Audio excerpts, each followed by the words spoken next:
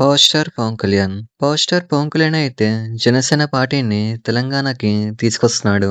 ఆంధ్రప్రదేశ్‌లో జనసేన పార్టీ అయితే సక్సెస్ అయింది.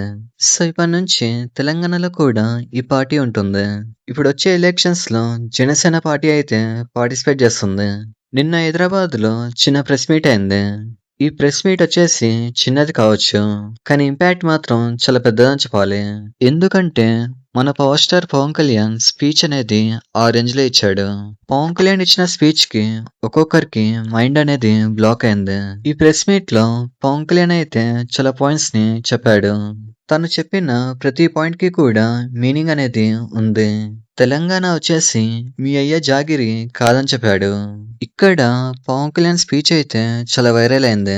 తెలంగాణ పొలిటీషియన్స్ కూడా ఈ రేంజ్ లో హైప్ అనేది ఉండదు. అంటే ఒక్క స్పీచ్ తో తెలంగాణ మొత్తం రియాక్ట్ అయింది. ఇక్కడ చాలా మంది తెలంగాణ పొలిటీషియన్స్ రియాక్ట్ అయ్యారు. ఇక్కడ చాలా మంది పవర్ స్టార్ పవన్ కళ్యాణ్ ని తొక్కేద్దామని చూస్తున్నారు.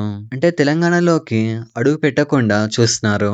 అయితే ఈ ప్రెస్ మీట్ లో ఇంకేం మాట్లాడాడో ఇప్పుడైతే ఈ వీడియోలో అయితే మాట్లాడుకుందాం. సో టాపిక్ దగ్గరికి వెళ్లే ముందు మీరైతే ఒక లైక్ వేసుకోండి. అలాగే సబ్స్క్రైబ్ చేయండి. సో టాపిక్ దగ్గరకు వచ్చేస్తే ఇదంతా ఎక్కడ మొదలైందంటే మొన్న కె నాగేశ్వరరావు ఇతను వచ్చేసి ఒక ప్రొఫెసర్. ఇతనైతే పవన్ కళ్యాణ్ ని అనకూడని మాట్లాడినాడు. ఇతనైతే పవర్ స్టార్ పవన్ కళ్యాణ్ ని తిట్టాడు. సో అప్పటి నుంచి వీళ్ళిద్దరి మధ్య ఒక కాంట్రవర్సీ అయింది. అలాగే కల్వకుంట్ల కవిత కూడా మాట్లాడింది. ఈమె ఏం చెప్పిందంటే పవర్ స్టార్ పవన్ కళ్యాణ్ ని ఫస్ట్ ఆంధ్రప్రదేశ్ ని చూసుకోమంది.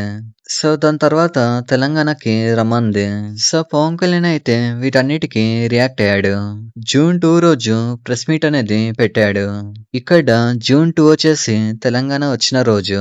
అందుకే పవన్ కళ్యాణ్ అయితే ప్రెస్ మీట్ పెట్టాడు. అయితే ఇక్కడ ఈ ప్రెస్ మీట్ కి అయితే పర్మిషన్ అనేది ఇవ్వలేదు. తెలంగాణలో పార్కింగ్ ఇష్యూ ఉందని ప్రెస్ మీట్ కి పర్మిషన్ ఇవ్వలేదు. ఇక్కడైతే కావాలనే పర్మిషన్ అనేది ఇవ్వలేదు. ఎందుకంటే పర్మిషన్ ఇస్తే మాత్రం అప్పుడు పవన్ కళ్యాణ్ కోసం కొన్ని లక్షల మంది వస్తారు. బయట పర్మిషన్ ఇవ్వలేదు. సో పవన్ కళ్యాణ్ అయితే తన ఇంట్లోనే ప్రెస్ మీట్ పెట్టాడు.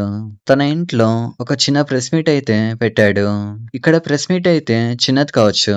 కానీ ఇంపాక్ట్ మాత్రం చాలా పెద్దదని చెప్పాలి. ఈ ప్రెస్ మీట్ లో పవన్ కళ్యాణ్ ఏం మాట్లాడాడంటే ఫస్ట్ వచ్చేసి గద్దర్ గురించి మాట్లాడాడు. ప్రజాకవి గద్దర్ గురించి కొన్ని మంచి మాటలు అయితే చెప్పాడు. గద్దర్ కి ఇంకా పవన్ కళ్యాణ్ కి వీళ్ళిద్దరి మధ్య ఫ్రెండ్షిప్ గురించి మాట్లాడాడు. గద్దర్ ఎప్పుడు కూడా పవన్ కళ్యాణ్ కి సపోర్ట్ ఇచ్చేవాడు. గద్దర్ ఎప్పుడు కూడా ఆంధ్ర తెలంగాణ అని చూసేవాడు కాదు. అందరినీ ఒకేలా చూసేవాడు. ఇక్కడ కొంతమంది పవర్ స్టార్ పవన్ కళ్యాణ్ ని తెలంగాణలోకి రానివ్వం, తన సినిమాల్ని రిలీజ్ కానివ్వం, ఇలాంటి మాటలైతే మాట్లాడారు. కానీ ప్రజాకవి గద్దర్ మాత్రం పవన్ కళ్యాణ్ ని ఎప్పుడు కూడా ఇలా అనలేదు. సో ఇలా కొన్ని మంచి మాటలైతే పవన్ కళ్యాణ్ అయితే చెప్పాడు. చాలా మంది ఏమంటున్నారంటే పవన్ కళ్యాణ్ వచ్చేసి తెలంగాణలో చెరువుని కబ్జా చేశాడని.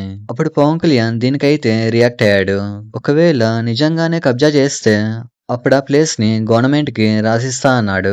ఇంకా ఈ స్పీచ్ లో పవన్ కళ్యాణ్ మాట్లాడుతూ మీ అయ్య జాగిరా అన్నాడు. అంటే తెలంగాణ వచ్చేసి ఎవరికి కూడా వాళ్ళ అయ్య జాగిరి కాదు. తెలంగాణ కేవలం తెలంగాణలో ఎవరు పుట్టారో వాళ్ళకి మాత్రమే సొంతం. తెలంగాణకి ఎవరైతే మంచి చేయాలనుకుంటారో వారికి మాత్రమే సొంతం. సో ఇక్కడైతే పవన్ కళ్యాణ్ వచ్చేసి మంచి అనేది చేయాలనుకుంటున్నాడు. పవన్ కళ్యాణ్ అయితే తెలంగాణలో ఉండే అవినీతిపై పోరాడడం కోసం వచ్చాడు.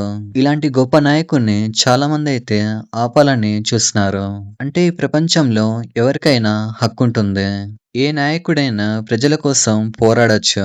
ప్రజల కోసం పోరాడుతున్నప్పుడు అతన్ని ఆపడం కరెక్ట్ కాదు. సో చూద్దాం 2027 పాలిటిక్స్ లో ఏమవుతుందో. పవన్ కళ్యాణ్ అయితే ప్రజల కోసం పోరాడతాడు. సో నేనైతే 30 నుంచి 40 సీట్లు రావచ్చని అనుకుంటున్నాను. అయితే పవన్ కళ్యాణ్ గురించి మీరేమనుకుంటున్నారో కామెంట్ చేయండి. ఇలాంటి మరిన్ని వీడియోస్ కోసం లైక్ చేయండి, షేర్ చేయండి, సబ్స్క్రైబ్ చేయండి.